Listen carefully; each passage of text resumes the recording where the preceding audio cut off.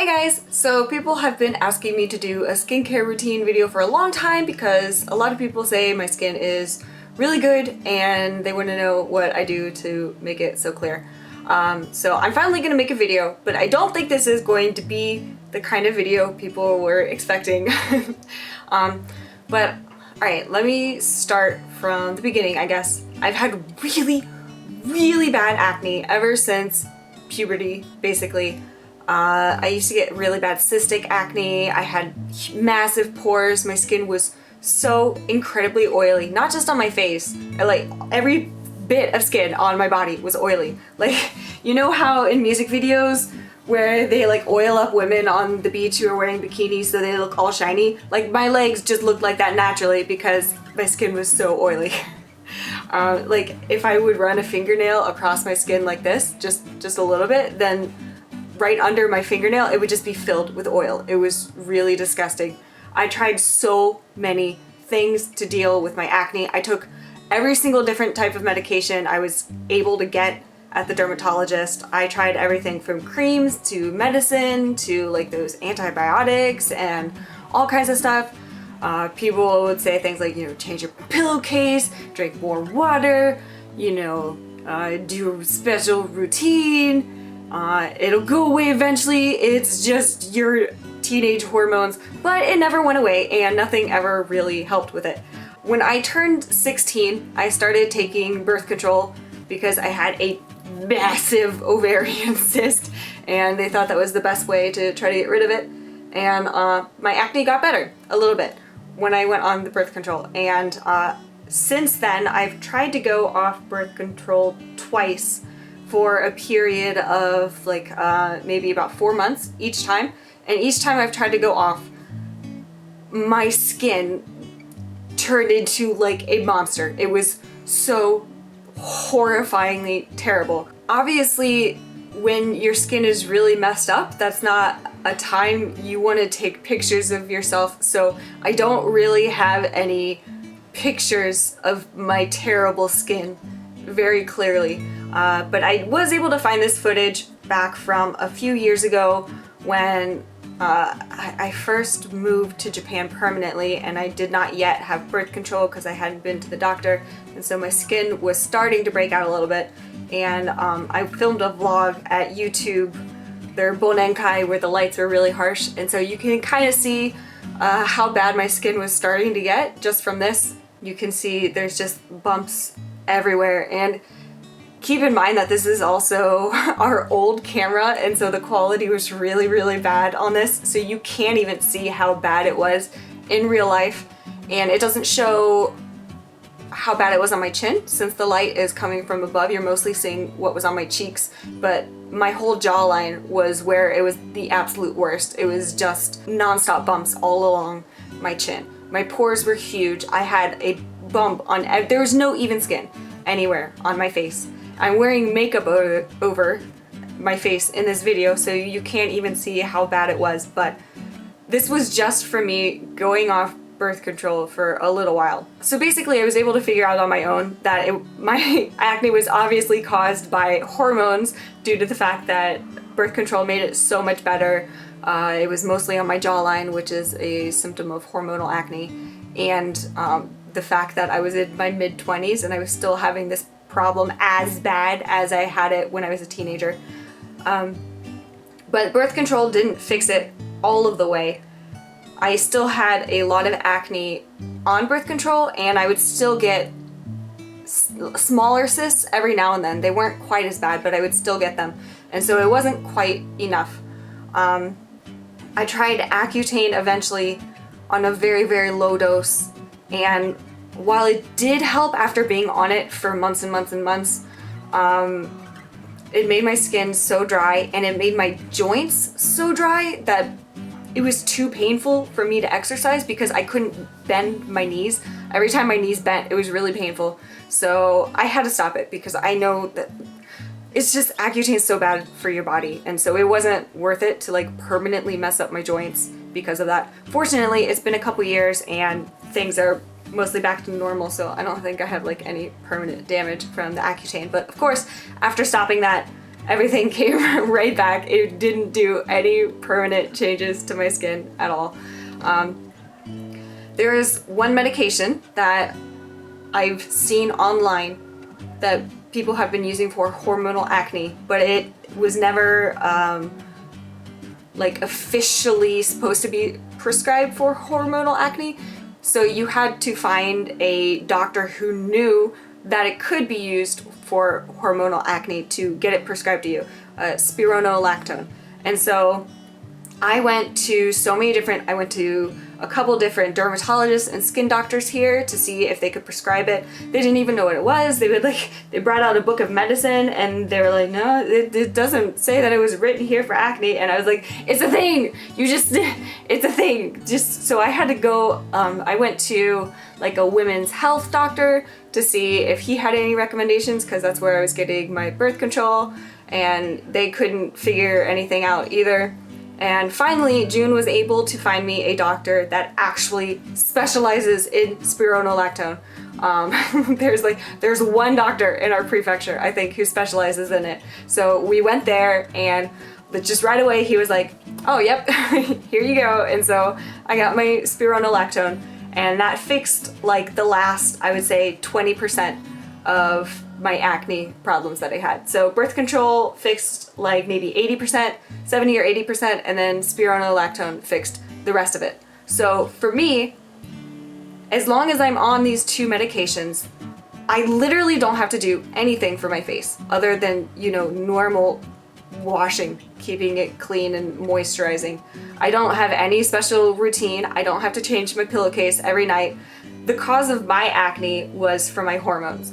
And the thing about this is everyone's cause for acne is different. So what works for one person is not going to work for everyone else.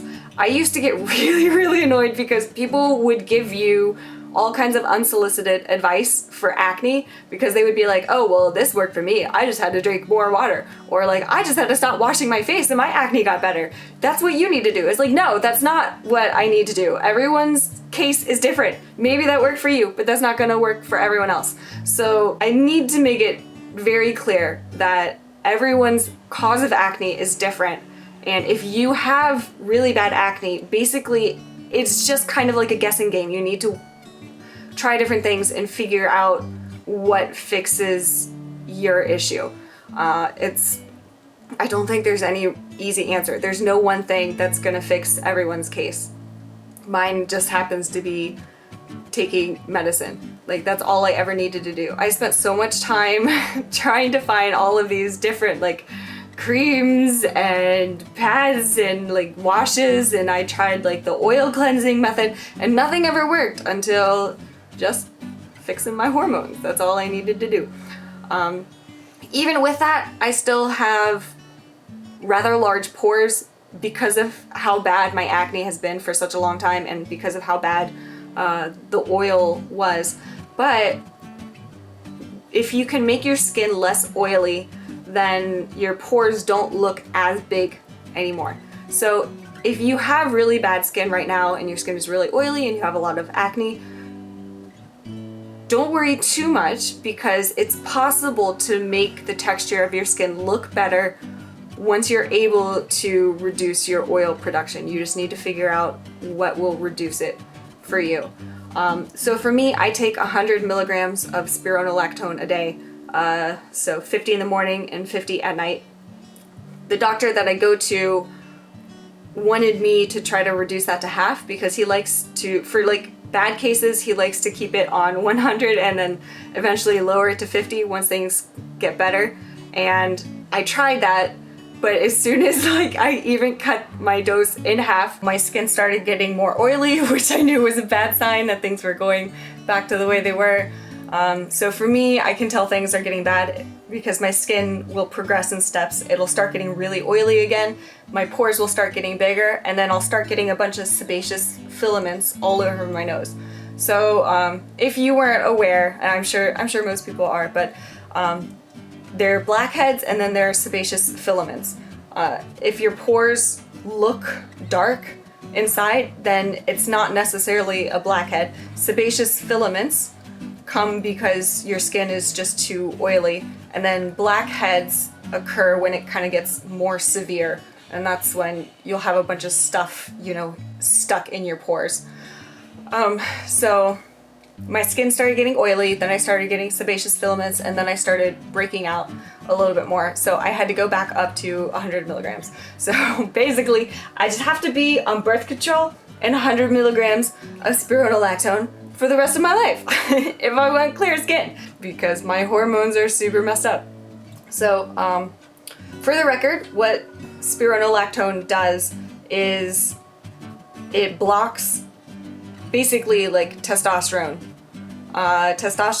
and associated like male hormones like that. So it's not recommended for men to take it for acne because it can cause some like feminization of features. But I guess my body just had too much man juice in it, so I need medicine to make me more feminine, and that gets rid of my acne.